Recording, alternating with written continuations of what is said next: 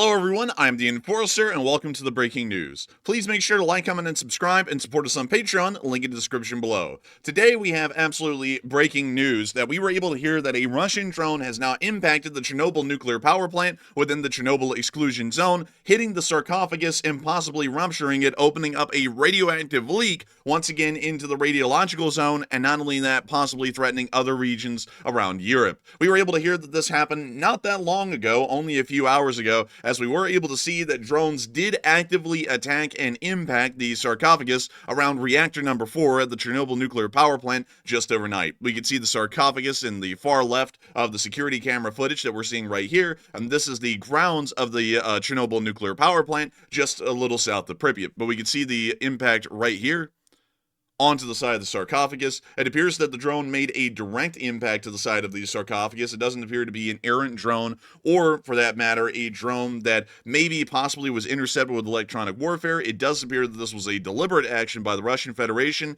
to hit the sarcophagus of the Chernobyl nuclear reactor. We can also see video evidence of the puncture of the sarcophagus. And we can also see here, firefighters have actually made it into the sarcophagus near to the reactor, and we're putting out the fire, but we can see that there is visible damage to the sarcophagus wall outside the Chernobyl nuclear power plant.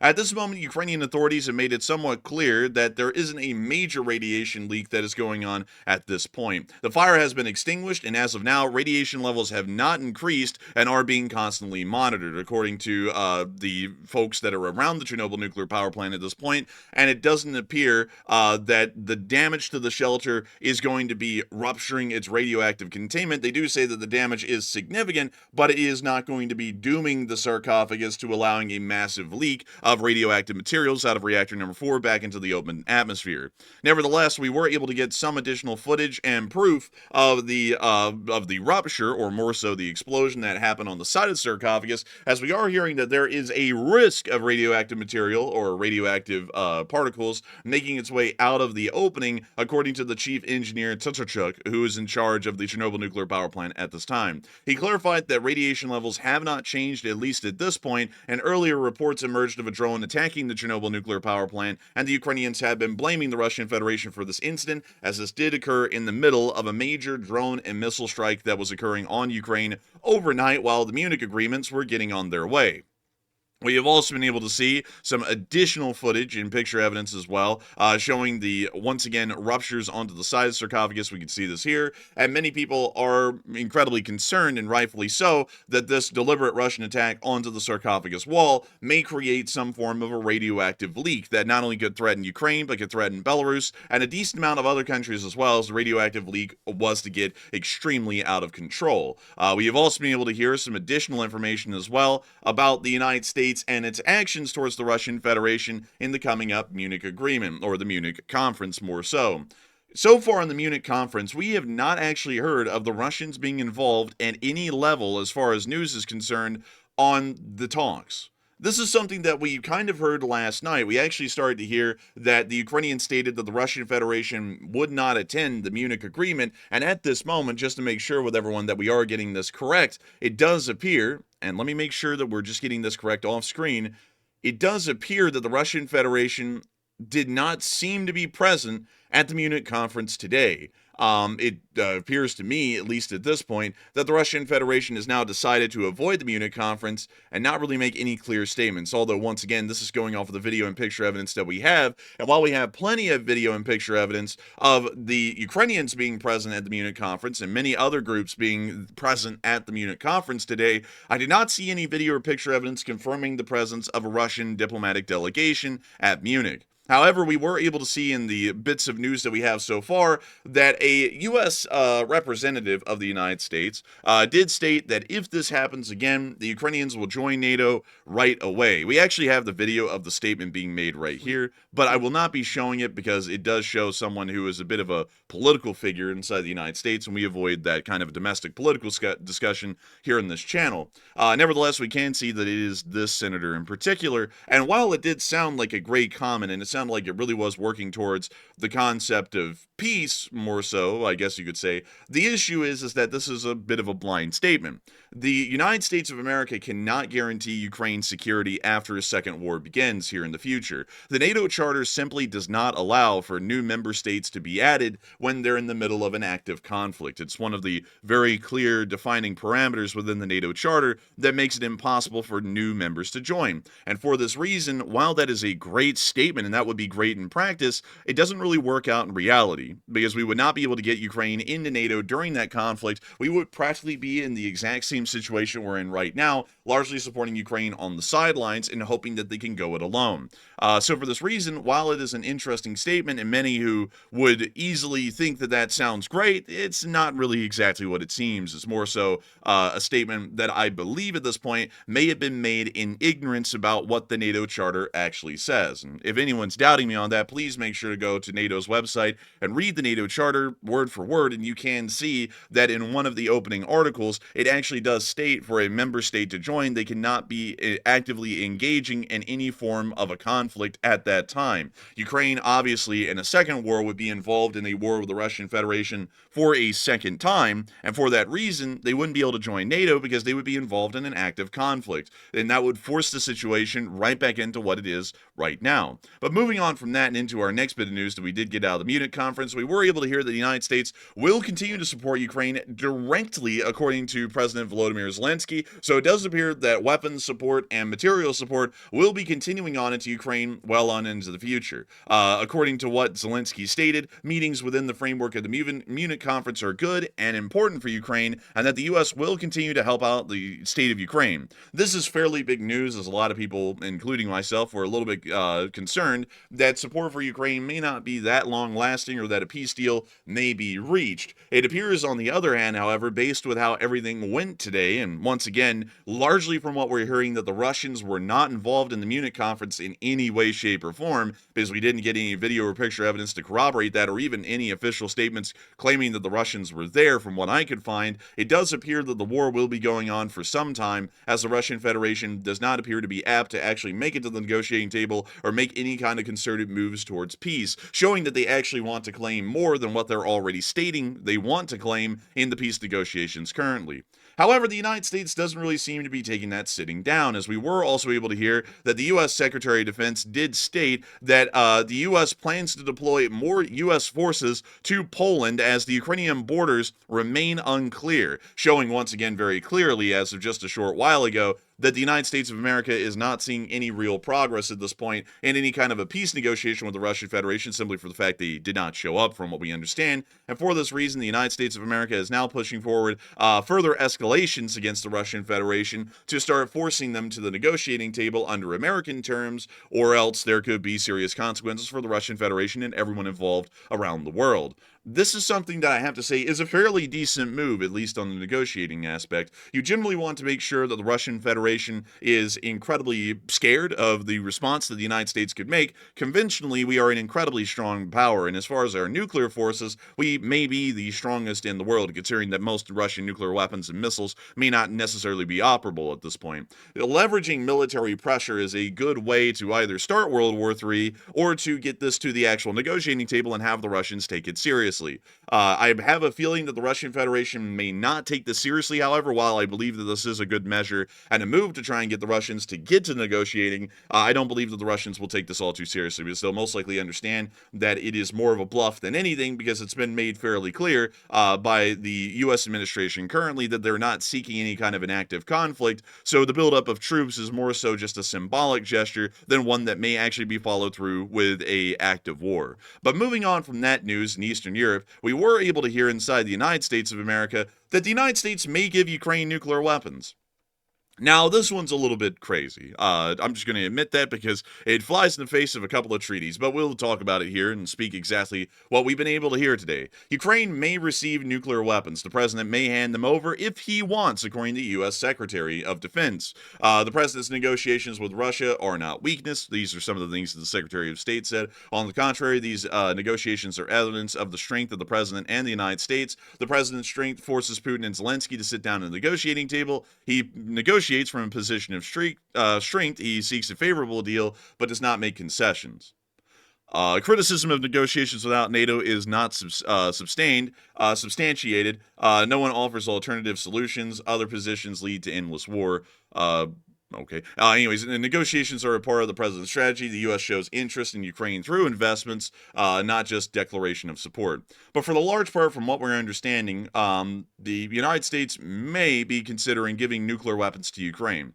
Now, I am for being in a strong position against the Russian Federation. I would say that the possibility of increased troop deployments into Poland is a very good sign, and once again, putting some decent leverage and pressure against the Russian Federation. However, the idea of giving the state of Ukraine nuclear weapons is one that is not necessarily a great idea. Nuclear proliferation is something that we generally want to avoid as most as possible in the current kind of an environment and situation. There are a lot of nuclear weapons in the world, and nuclear weapons are incredibly dangerous, as many people understand. The amount of danger that is posed from a nuclear weapon exponentially increases with the larger amount of nation states having access to that kind of weaponry. And for this reason, there is currently in the world a treaty called the Non-Nuclear Proliferation Treaty that specifically states that there are only a couple of countries that are marked in the world to possess nuclear weapons. And if anyone else tries to possess a nuclear weapon, the nuclear powers are going to come in and stop them for the large part. Those countries are very limited in number, including the United States, the United Kingdom, France, the Russian Federation, China, and then also, I believe, South Africa, although South Africa denuclearized since then. But beyond that, it is not really a wise idea to want to give the state of Ukraine nuclear weapons, because once again, while they are in the Western sphere right now, this starts opening up a can of worms that is going to be insane. Why not give the Baltics nuclear weapons, or Poland? And then we have nuclear proliferation on a high level. Not only that, who's to say that there isn't some sort of an unstable government change in the future, especially if Ukraine remains a neutral state, and then it ends up becoming Russian aligned again, and then those nuclear weapons end up being used against the West, hypothetically, in the future. And not only that, they're American-made and American-operated nuclear weapons. That could be a bit of a concern, but we'll wait and see how that largely develops in that kind of an aspect. But I just got to say, I'm not really a big fan of nuclear proliferation. Even to our allies, I think that's a bit of a stretch. But hopefully we'll see that such a situation is largely avoided. Nevertheless, moving on into the area of the southern and eastern Mediterranean, we were able to see the damage that was caused to USS Harry S. Truman. This is the damage that was seen above the waterline. It appears that one of the gantries for one of the elevators down to the hangar deck appears to have been damaged a little bit. It actually is not that significant of damage. It appears to be largely superficial from what we can understand. So that is fairly interesting to see. And we were able to hear the Navy release these photos of the exterior damage suffered by the Harry S. Truman aircraft carrier as a result of the collision with the commercial vessel near Port Said in Egypt. It does appear that this is, of course, a bit of an embarrassment for the United States of America. I don't really know how such a collision can happen near to Port Said, but nevertheless, it is great to hear that the aircraft carrier didn't suffer any kind of serious or debilitating damages, and it appears that it will still be underway on its mission, although it has sustained some superficial or maybe even moderate damage to that specific aircraft elevator from the flight deck to the hangar deck. Moving on from that and into the area of the Middle East, we were also able to hear that the U.S. and Israel are dedicated to stopping Iranian nuclear weapons development at all costs, as the Prime Minister of Israel and the President of the United States reached full understanding on the Islamic Republic of Iran during the February 4th visit, and if no nuclear deal is reached in months, the United States agreed that Israel is to take all steps necessary to stop Iranian nuclear development, of course moving it directly into the armed category of intervention and bombing and destroying Iranian nuclear and research sites throughout the entirety of the Islamic Republic of Iran. This is a very good move. Nuclear weapons development by the Iranians is, of course, a violation of the non-nuclear proliferation treaties. And not only that, the Iranian government is an incredibly unstable one, and not only that, against American and Western interests. For this reason, the access of the Iranians to a nuclear weapon should be avoided at all costs, and any actions necessary, either by the United States or the State of Israel, should be taken in swift measure to ensure that these kinds of nuclear weapons never make their way into the possession of the Islamic Republic's government. If they do, we will be seeing seeing incredibly unfortunate and untold consequences throughout the entirety of the Middle East and largely through the entirety of the Indian Ocean as well, as the Iranians will now be a nuclear power, and with that they would be able to extend their grasp into largely the entire region without any sort of actual control, as the Russians and Chinese are only loosely attached to the Islamic Republic of Iran, and this gives the Islamic Republic a much greater leash on what they can do than most other countries would ever have access to. This is something that could end up biting the United States in the future if they do get access to nuclear weapons,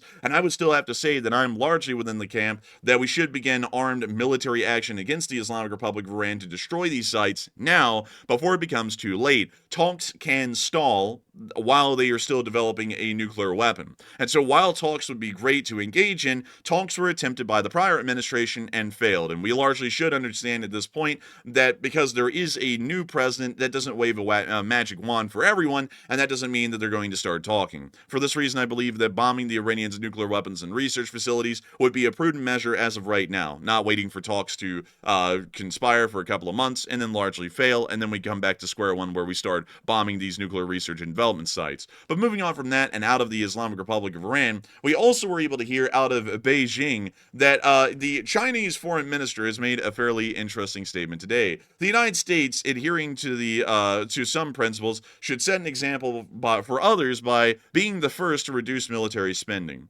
This is the Chinese foreign ministry trying to get involved in U.S. internal affairs. Once again, foreign influence trying to sway the public in a very clear and open way. But the United States decreasing military spending at this time and this day on the planet is going to be absolutely absurd. And the fact that they're trying to make it a domestic political thing is once again showing, the reason why I showed this, that they are trying to once again stir the pot domestically and create more domestic turmoil inside the United States and between the two political groups. And not only that, they're wanting to see if they can even hijack public discourse in the United States to make a major push to decrease military spending at a time when military spending is incredibly important, with the United States needing to meet the Russians in the fields of Eastern Europe and stand them down, and not only that, the United States having to meet the Chinese in the eastern in the eastern area of Asia or the Western Pacific, and ensure that we were able to protect our interests in this area as well. At this point, military spending most likely needs to increase, and from what we understand, the current administration actually is going to most likely be moving towards an increase in military spending here within the next few weeks and months, as these kinds of aspirations have been made fairly clear by the Secretary of Defense and the Secretary of State simultaneously in prior days. So for this reason, we do believe that this is once again another Chinese attempt at foreign meddling inside the United States, and once again trying to turn Americans against each other in a time of national peril against our rivals and adversaries around the world. But I did want to show that to y'all because it makes it a lot more clear, especially when you hear it from people like the Chinese foreign minister, that such statements like these that are pitting Americans against each other on both sides, they're being made by people overseas to have an invested interest in either seeing the U.S. military cut down to size or seeing Americans go against each other and continue to weaken the nation at large. That's what these countries want to achieve. And that's something that all Americans should keep in mind, is that you shouldn't be playing along with their games. You should refuse to play the game, and that's how you largely win against the Chinese and the Russians.